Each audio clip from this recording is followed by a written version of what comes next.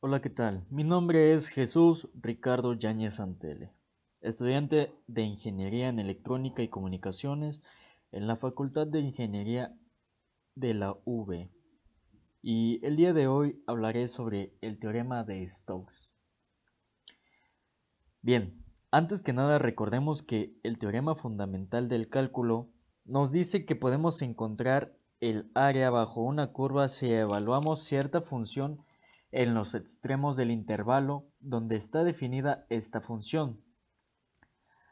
También sabemos que en el teorema de Green nos decía que nosotros podíamos obtener la información sobre cierta área si nosotros realizábamos una integral de línea en la frontera de esa área. El teorema de Stokes puede considerarse como una versión de dos dimensiones superiores del teorema de Green, mientras que el teorema de Green relaciona una integral al doble sobre una región plana, sea D, con una integral de línea alrededor de su curva de frontera plana. Bien, el teorema de Stokes va un poco más allá en el sentido de que el teorema de Stokes relaciona una integral de superficie sobre una superficie S. Aquí, como podemos ver en la imagen, nuestra superficie vendría siendo esta parte azul.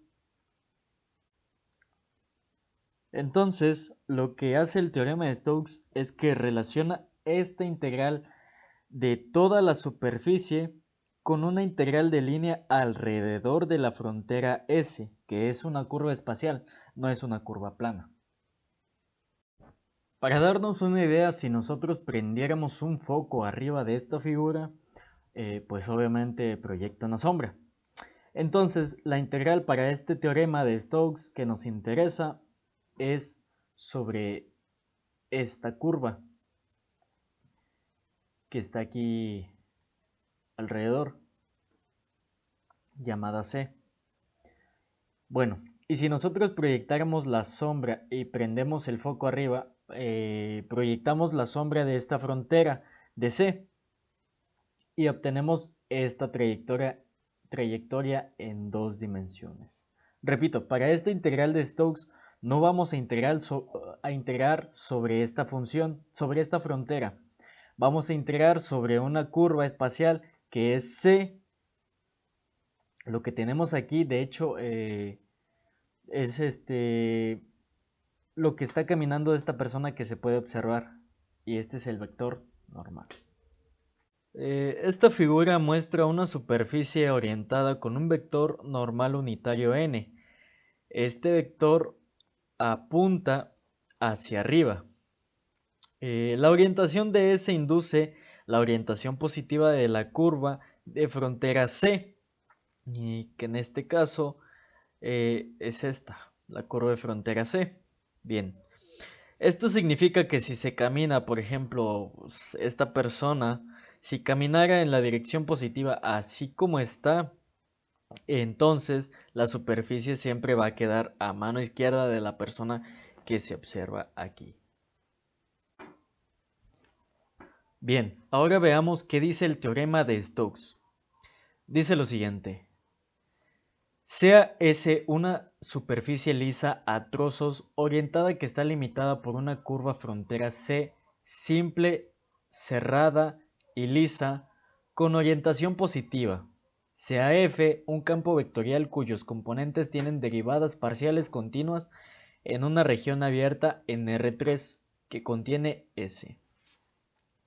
Entonces, tenemos la integral sobre la curva C de F punto de R es igual a la doble integral sobre la superficie S del rotacional de nuestro componente de nuestro campo vectorial F punto ds.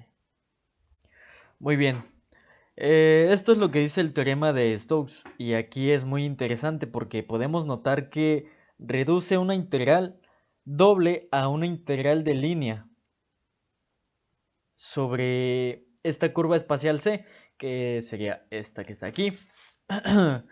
Entonces quiere decir que en lugar de hacer la integral doble sobre toda esta superficie S, únicamente hacemos la integral sobre la curva que está alrededor de C, que vendría siendo esto de aquí.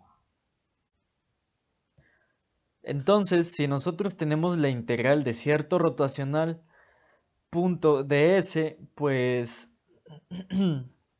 simplemente vamos a integrar con respecto a la función f punto de r sobre la curva. Como bien nosotros tenemos lo siguiente. Tenemos que la integral sobre la curva C de f punto de r es igual a la integral de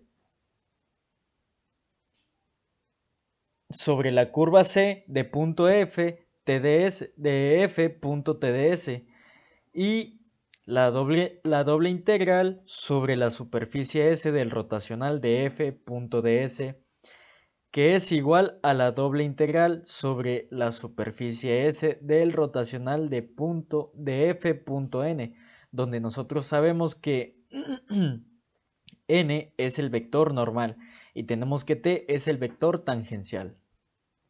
Entonces el teorema de Stokes dice que la integral de línea alrededor de la curva de frontera de S de la componente tangencial de la componente tangencial de f es igual a la integral de superficie sobre S de la componente normal del rotacional de f.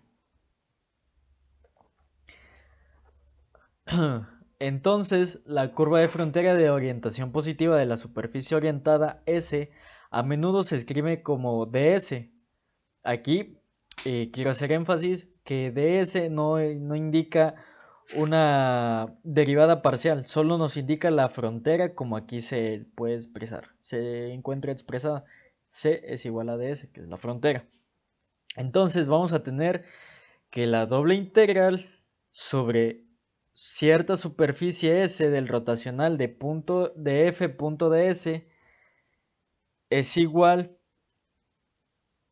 a la integral sobre la frontera de S de f punto dr.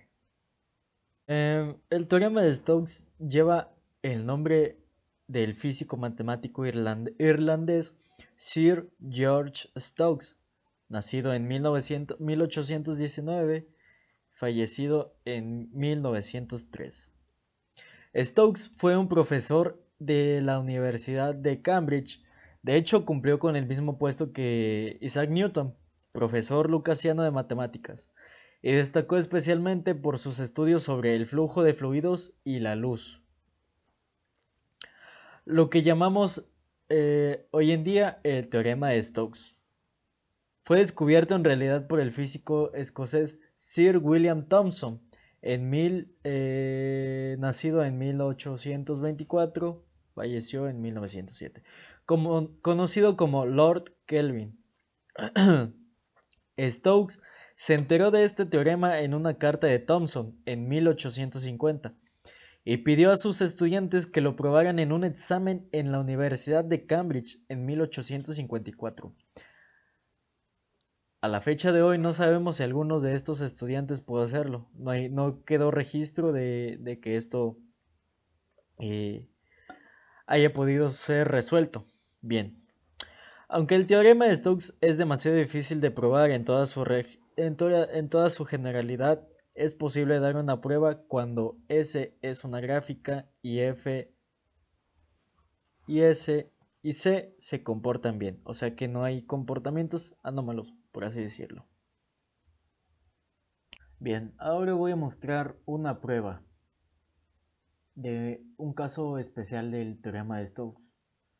Suponemos que la ecuación de S simplemente está dada por Z es igual a G de X y Y, donde el par coordinado X y Y pertenece a cierto dominio D, donde G tiene derivadas parciales continuas de segundo orden y D mayúscula es una región plana simple cuya curva frontera C1 corresponde a C, si la orientación de S es hacia arriba, entonces la orientación positiva de C corresponde a la orientación positiva de C1. Bien, nos dice que vamos a suponer que la ecuación de S es Z es igual a G de X, y aquí encontramos que Z es igual a G de X, donde G tiene derivadas parciales continuas de segundo orden, y D es una región plana simple cuya curva frontera C1 corresponde a C. Aquí vemos que la región D es una región plana simple y cuya curva frontera C1 corresponde a C. Bien, si la orientación de S es hacia arriba, entonces la orientación positiva de C corresponde a la orientación positiva de C1. Bien, aquí vemos que el vector normal está indicado hacia arriba, por lo tanto, esta coordina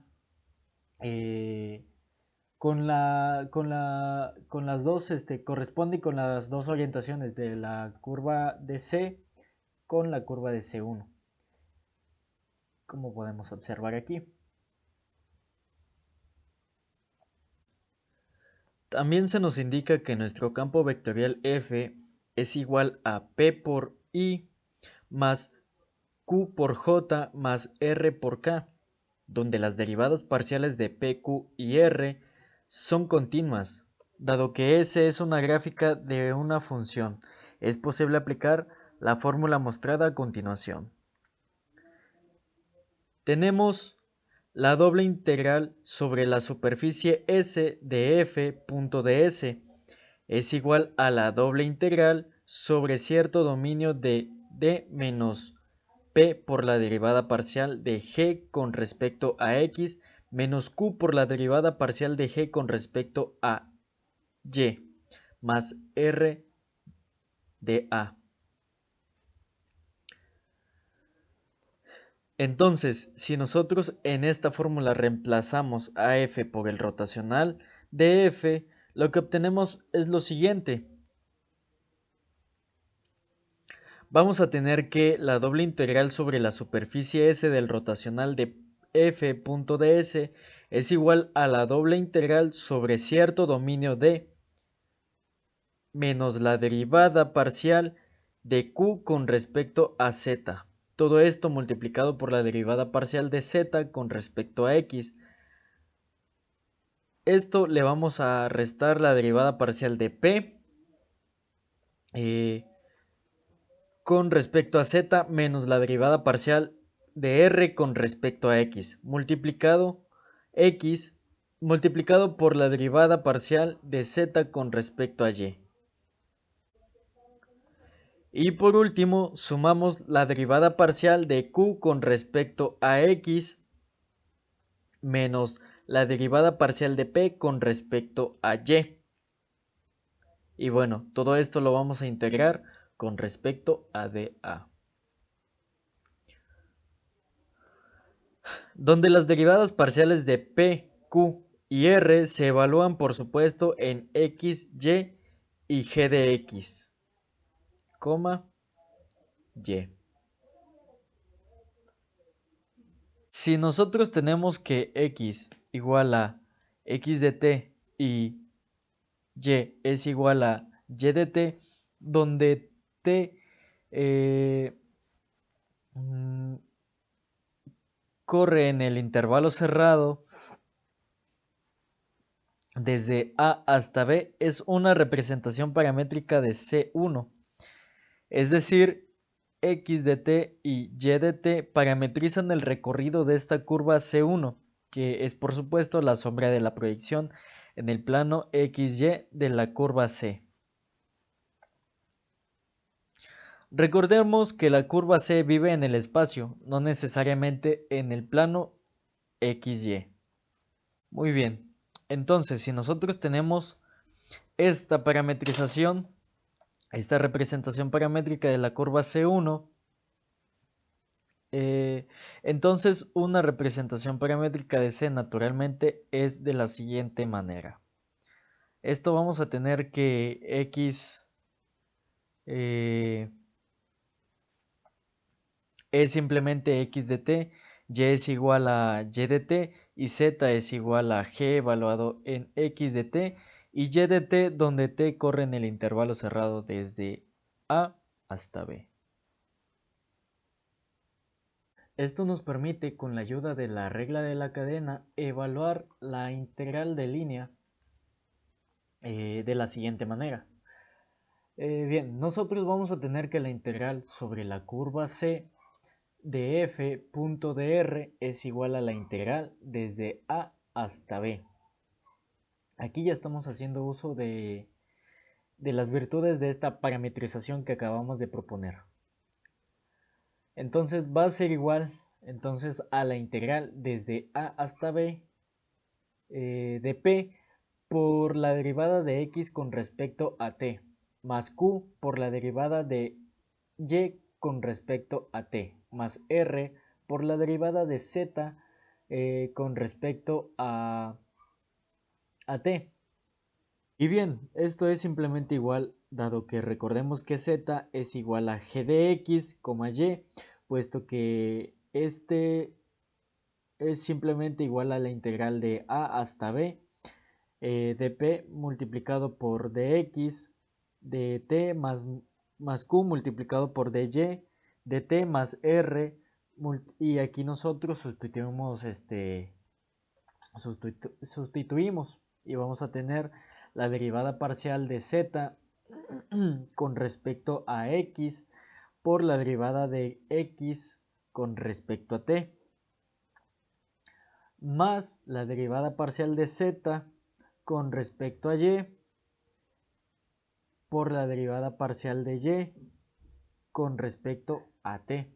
Obviamente esta integral la estamos haciendo con respecto a t, por supuesto. Y bien, entonces nosotros vamos a tener que esto a su vez es igual a la integral desde a hasta b de p más r multiplicado por la derivada parcial de z con respecto a x, y esto a su vez está multiplicado por la derivada parcial de x con respecto a t. A esto le vamos a sumar a q más r multiplicado por la derivada parcial de z con respecto a y, que a su vez está multiplicado por la derivada parcial de y con respecto a t. Esta integral se está realizando con respecto a t. Y esto va a ser simplemente igual a la integral sobre la curva en el plano xy, la curva C1 de P más R por la derivada parcial de z con respecto a x. Esto por supuesto lo estamos integrando con respecto a x, más q más r por la derivada parcial de z con respecto a y. Y este integrado con respecto a y.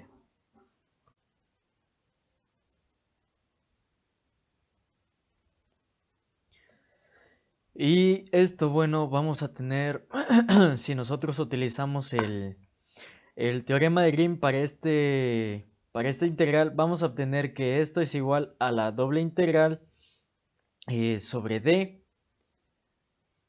de la derivada parcial con respecto a x de q más r multiplicado por la derivada parcial de z con respecto a y, menos la derivada parcial con respecto a y de p más r por la derivada parcial de z con respecto a x.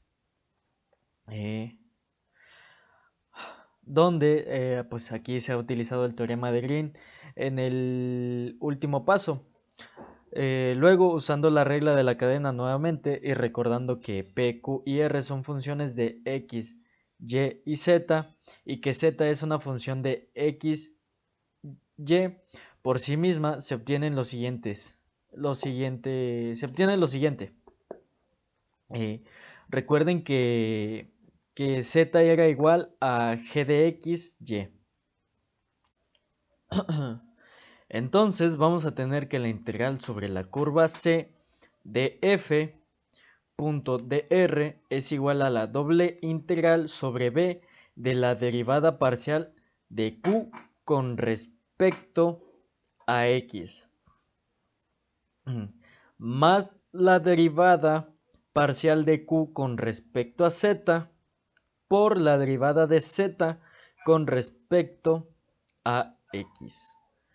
Le vamos a sumar la derivada parcial de r con respecto a x, que la multiplicamos por la derivada parcial de z con respecto a y le vamos a sumar la derivada parcial de r con respecto a z multiplicada por la derivada parcial de z con respecto a x, que a su vez está multiplicada por la derivada parcial de z con respecto a y.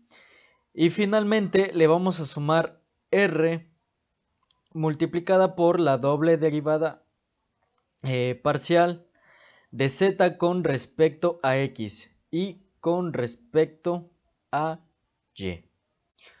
A esto le vamos a restar todo este término, que consiste en la derivada parcial de p con respecto a y más la derivada parcial de p con respecto a z, por la derivada parcial de z con respecto a y, más la derivada parcial de r con respecto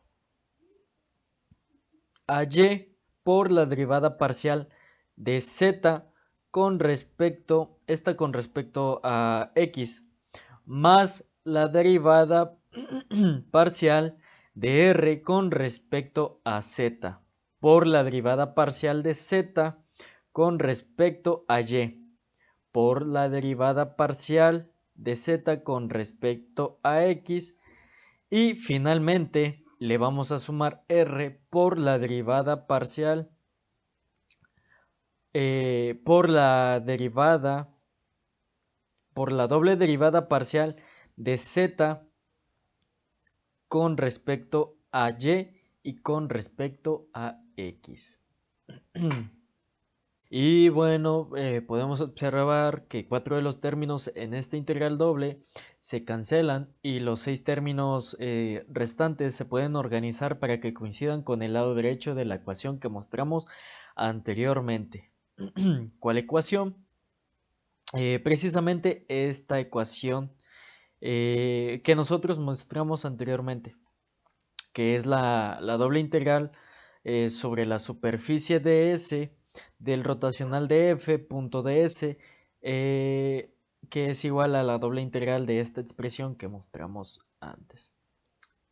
Entonces, por lo tanto, tenemos que la integral sobre la curva c de f punto dr es lo mismo que la doble integral de la superficie de S del rotacional de f, punto ds, porque recuerden que esta expresión es una versión simplificada de la expresión que a su vez nosotros tenemos aquí arriba. Y esta expresión es igual a la integral doble sobre la curva C de f punto dr. Esto quiere decir que esta integral que nosotros tenemos aquí y esta integral que nosotros tenemos aquí son iguales. Y bueno, pues este es el teorema de Stokes. Bueno, esta es una demostración en un caso especial de este teorema de Stokes. Me complace haber participado en el curso de cálculo multivariable y me complace darle las gracias por su atención de ver este video. Hasta luego.